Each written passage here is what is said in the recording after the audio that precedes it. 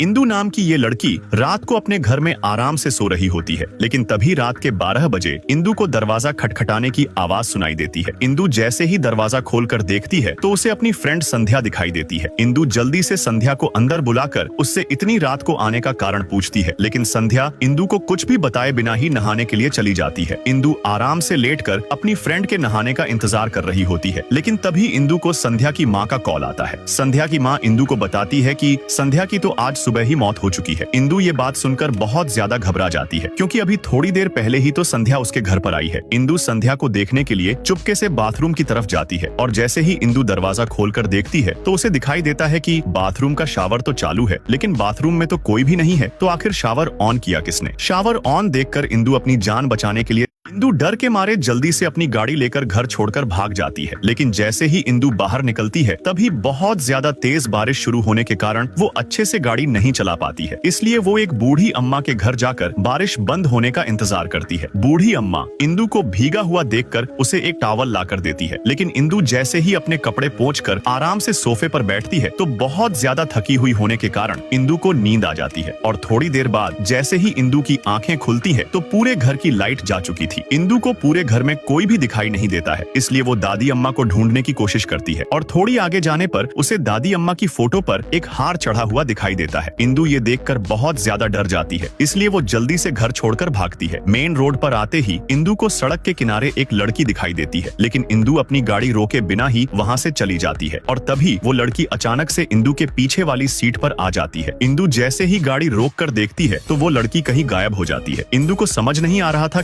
इंदु जैसे ही गाड़ी रोककर पानी पीने लगती है तभी वो लड़की गाड़ी की पीछे वाली सीट से गायब होकर इंदु की साइड वाली सीट पर आ जाती है। लेकिन थोड़ी देर बाद इंदु की आंखें खुलने पर इंदु को पता चलता है कि वो तो एक डरावना सपना देख रही थी। इंदु अपने सपने के बारे में सोच ही रही होती है कि तभी इंदु की एक फ्रेंड इंदु को बताती है कि सुबह का देखा हुआ सपना सच हो जाता है। इंदु अपनी फ्रेंड की बात सुनकर बहुत ज्यादा घबरा जाती है और थोड़ी देर बाद जब इंदु अपनी फ्रेंड्स के साथ कहीं बाहर जा रही होती है तभी इंदु को एक लेटर मिलता है। लेटर पढ़कर इंदु को पता चलता है कि हैदराबाद की एक बहुत बड़ी कंपनी में इंदु की जॉब लग गई है, इसलिए इंदु जल्दी से अपना सामान पैक करके हैदराबाद के लिए निकल पड़ती है। अगले दिन इंदु जैसे ही हैदराबाद पहुंचती है तभी एक अनजान आदमी इंदु का पीछा करके उसे मारने की कोशिश करता है, लेकिन इस टैक्सी ड्राइवर की वजह से इंदु की जान बच जाती है। हैदराबाद आकर इंदु एक बूढ़े अंकल आंटी के घर पर पेइंग गेस्ट बनकर रहने के लिए जाती है, लेकिन अगले दिन जब अपने ऑफिस के लिए निकलती है तभी एक पुलिस वाला इंदु की गाड़ी का पीछा करके उसे रोक लेता है। पुलिस वाला इंदु पर एक बॉम्ब ब्लास्ट में शामिल होने का इल्जाम लगाता है, लेकिन तभी इंदु पुलिस वाले को पहचान लेती है, क्योंकि ये पुलिस ऑफिसर इंदु का कॉलेज फ्रेंड है जिसका नाम विजय है। इंदु से मिलने के बाद विजय इंदु को अपना फोन नंबर देकर जाता है, जिसके बाद इंदु भी अपने ऑफिस में आ जाती है। ऑफिस में आने पर इंदु का बॉस इंदु पर लाइन मारने की कोशिश करता है, लेकिन इंदु अपने बॉस को उल्लू बनाकर उसे वहाँ से भगा देती है और जैसे ही शाम को ऑफिस की छुट्टी होती है तो इंदु बस स्टैंड पर खड़ी होकर बस के आने का इंतजार कर रही होती है, लेकिन तभी एक आदमी पीछे से आकर इंदु को गाड़ी के सामने धकेल देता है, जिसकी वजह से इंदु किसी दूसरे आदमी से टकरा जाती है और वो आदमी गाड़ी से टकरा जाता है और उसकी मौत हो जाती है। इस इंसिडेंट के बाद इंदु बहुत ज्यादा डर जाती है, इसलिए वो जल्दी से विजय से मिलने के लिए एक कैफे में आती है। कैफे में इंदु विजय को बताती है कि कोई मुझे मारना चाहता है और जब इंदु और विजय कैफे में बैठकर बातें कर रहे होते हैं तभी एक आदमी पीछे से इनकी सारी बातें सुन लेता है। इंदु विजय को बताती है कि कोई उसे मारना चाहता है, इसलिए विजय इंदु को परेशान देखकर उसे अपनी फैमिली के पास लेकर आता है, लेकिन जैसे ही इंदु पीछे मुड़कर देखती है तो इंदु विजय की बहन को देखकर बहुत ज्यादा डर जाती है, क्योंकि विजय की बहन भूत बनकर पूरे घर में घूम रही होती है। थोड़ी देर बाद खाना खाते हुए विजय की माँ इंदु को अपने हाथों से खाना खिलाती है, जिसकी वजह से इंदु बहुत ज्यादा इमोशनल हो जाती है, क्योंकि बचपन में ही इंदु के माता पिता की मौत हो गई थी। खाना खाने के बाद विजय इंदु को उसके घर तक ड्रॉप करने के लिए जाता है, लेकिन रास्ते में ही विजय को उसके ऑफिस से एक अर्जेंट कॉल आती है, जिसकी वजह से इंदु को पैदल ही अपने घर जाना पड़ता है। अगले दिन ऑफिस की छुट्टी होने की वजह से इंदु अपनी फ्रेंड के साथ शॉपिंग करने जाती है और जब इंदु शॉपिंग करके वापस अपने घर जा रही होती है तभी एक आदमी इंदु का पीछा करके उसे मारने की कोशिश करता है। इंदु अपनी जान बचाने के लिए तेजी से भागने लगती है और जैसे ही वो आदमी इंदु को पकड़ने वाला होता है तभी विजय वहाँ पर आकर इंदु को बचा लेता है। हमले के बाद इंदु बहुत ज्यादा डर जाती है, इसलिए विजय इंदु को लेकर अपने घर आता है। घर आकर विजय इंदु से हमलावर के बारे में कुछ पूछताछ करता है और इंदु से पूछताछ करने के बाद विजय इंदु को उसके घर तक ड्रॉप करने के लिए जाता है। लेकिन जैसे ही इंदु विजय को उसके घर पर लेकर जाती है तो विजय इंदु के घर को देखकर बिल्कुल हैरान हो जाता है। विजय इंदु से पूछता है कि क्या तुम सच में इसी घर में रहती हो, और इंदु के हाँ बोलने पर विजय इंदु को अपने साथ पुलिस स्टेशन लेकर आता है। पुलिस स्टेशन में आने के बाद विजय एक फाइल और अपने कुछ पुलिस ऑफिसर्स को अपने साथ लेकर वापस से इंदु के घर जाता है। और अब की बार जैसे ही सभी लोग इंदु के घर पहुंचते हैं तो इंदु देखती है कि उसका घर तो बिल्कुल खंडहर बन गया है। विजय जल्दी से घर का ताला तोड़कर सभी लोगों को घर के अंदर लेकर जाता है और घर के अंदर आने के बाद विजय इंदु को एक फाइल दिखाकर उसे बताता है कि 2 साल पहले ही इस घर में रहने वाले सभी लोगों की मौत हो गई थी और तभी से इस घर को सील कर दिया गया था। इंदु विजय की बातें सुनकर बहुत ज्यादा हैरान हो जाती है।